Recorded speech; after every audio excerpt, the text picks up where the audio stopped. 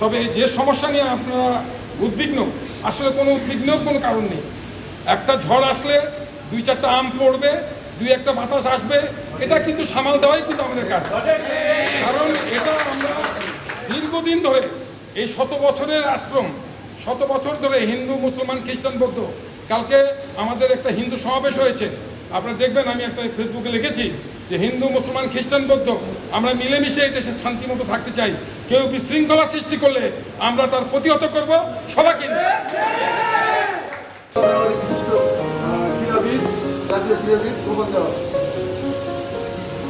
ধন্যবাদ আমার ছোট ভাই, আমাদের আপনাদের সাথে কাঁধে কাঁধ মিলে আপনাদের আগামী দিনে আমাদের এই দেশটাকে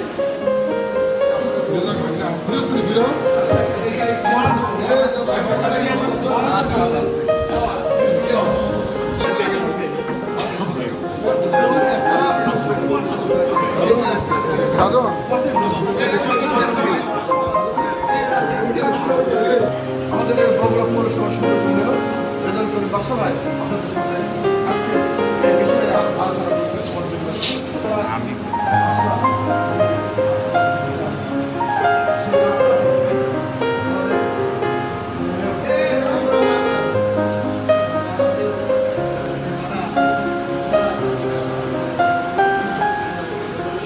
আমরা কেন ডিভিশন করে রাখি? ভোট যাক খুশি আপনারা দেখি, সেটা আলাদা ব্যাপার, কিন্তু আমরা মিলেমিশে থাকতে তো সমস্যা নেই, আছে কি? তাহলে দেশ আমাদের, এই দেশ আমাদেরকেই রক্ষা করতে হবে। সেই কারণে আমরা সবাই মিলেমিশে একসঙ্গে থাকবো, একে অন্যের বিপদ আপদে সবাই বের হয়। আমাদেরকে বিভাজন করে রাখছে কারা? আমরা কোনোদিনে বলিনি। শহীদ জিয়াউর রহমান আমাদের একটা দর্শন দিচ্ছে, আমরা হিন্দু, মুসলিম, বৌদ্ধ, খ্রিস্টান সবাই মিলে এক, সেটা হলো বাংলাদেশ। আমাদের পরিচয় কি? বাংলাদেশি। এই বাংলাদেশের বাইরে তো আর কিছু না। যে আপনাদের কথা বলে হলো মাইনরিটি, মাইনরিটি কোথায় থেকে? আপনারা বাংলাদেশি না, এখানে জন্মগ্রহণ করছেন, এখানে তো আপনাদের শাসন হবে নাকি? এখানেই তো হবে না অন্য কোথাও হবে? তাহলে আপনারা এই দেশেরই মানুষ, আপনারা বুক খুলে হাঁটবেন, আর বাবার ক্ষমতা নাই আপনাদের কিছু করতে পারে। এই যে আজকে আমরা আসছি আপনাদের, তাই না? এই জন্য এই যে একটা অপপ্রচার, দেশে একটা অপপ্রচার চলছে, এই যে নতুন করে দেশ স্বাধীন হয়েছে, হাসিনার পতন হয়েছে, ছাত্র সমাজ আন্দোলন করেছে, জনগণ আন্দোলন করেছে, তারা বুকের রক্ত দিয়েছে। সেখানে আপনাদের বলতে এখন হিন্দু সম্প্রদায়ের 10 থেকে 12 জন তারাও শহীদ হয়েছে। তারা কি আন্দোলন করেনি? হাসিনার পতনের জন্য তারাও তো করছে। তা আপনারা সেই আন্দোলন করেন না কেন? আপনারা সেই বিজয় মিছিল করেন না কেন? এটা তো আপনাদেরই বিজয়। আর বাবার ক্ষমতা নাই আপনাদের গায়ে হাত দেন। আজকে আমরা আপনাদের কাছে আসছি এই কথাগুলো বলতে। আপনারা 2-4 দিন পরে আমরা বিএনপি অফিস থাকবো, আপনারা 20 জন আমাদেরকে যা বলবেন, আমরা আপনাদের সাথে আছি, আপনাদের কোনো ভয় নাই।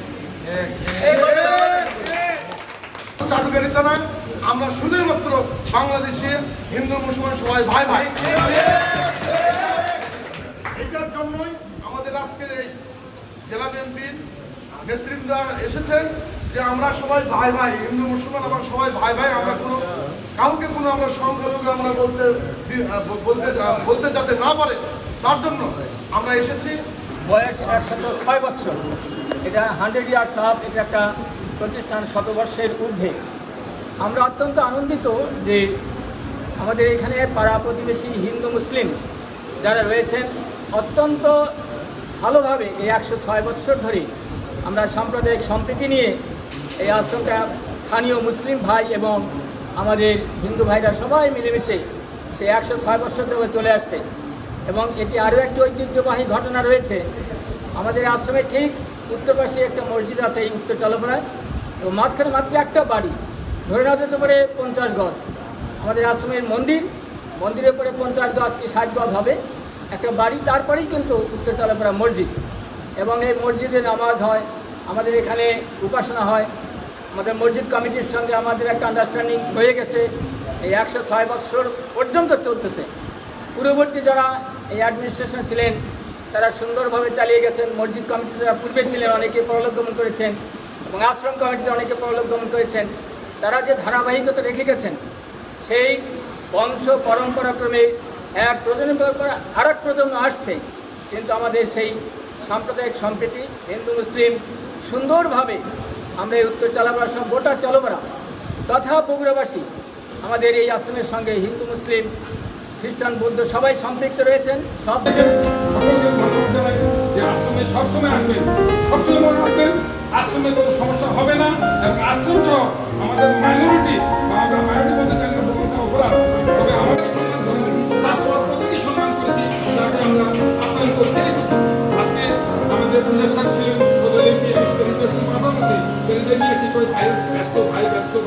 আমার হিসাবে বাঁচতে চাই, থাকতে চাই, এবং এই নিরপেক্ষ প্রতিষ্ঠানে যেন ভালো মতো চলে, এটা আপনাদের কাছে সহযোগিতা চাই।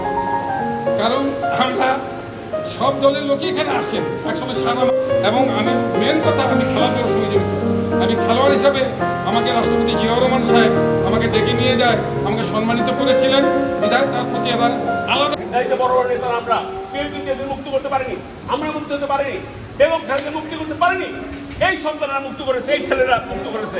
এই জন্য সেই ছেলেদের কাছে আমার এফোর্ট, আমার বললাম দোয়া তাদের জন্য, আপনারা সবাই আসলে দোয়া করি তাদের জন্য, তারা আজকে যে কর্মটা করেছে, আজকে দিন আমরা পারি কাজ তারা করেছে। কাজে এটা আপনাদের বাচ্চা, আমাদের বাচ্চা, এবং এই বাচ্চা ছেলেরা জীবন দিয়েছে, সাইড থেকে শুরু করে মুক্ত থেকে শুরু করে কত জীবন দিয়েছে। কাজেই আপনারা দোহাই লাগে কোনো অপবাদ, মানে কোন রকম আপনার বিভ্রান্ত হবেন না। আপনি দিন নিয়ে খেলছেন, আপনারা খেলার শিকার হবেন না। আপনারা আমরা একদম অভিন্ন। অতএব এই দেশে বাংলাদেশটা আমাদের সবার, আমার ভাই সাহুল বলেছে, বাদশাহ বলেছে, এদেশে ভোটের অধিকার ছিল না, এদেশে মানুষের কথা বলার অধিকার ছিল, আইনের শাসন ছিল না। আমরা যারা বসে আছি, মামলা নাই এমন কোনো ব্যক্তি নাই।